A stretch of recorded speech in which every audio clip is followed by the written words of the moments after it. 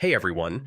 If your Notion is not syncing across your devices or your updates aren't showing up, don't worry. This guide will walk you through how to fix it step by step. So let's get started. First, make sure your internet connection is stable on all devices. Notion depends on real-time syncing, so if one device has a weak or unstable connection, updates may not appear properly.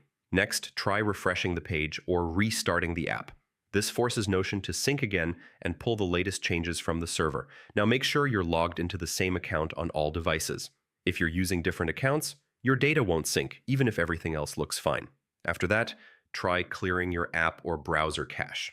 Corrupted cache files can sometimes block syncing or delay updates, so clearing them can help fix the issue.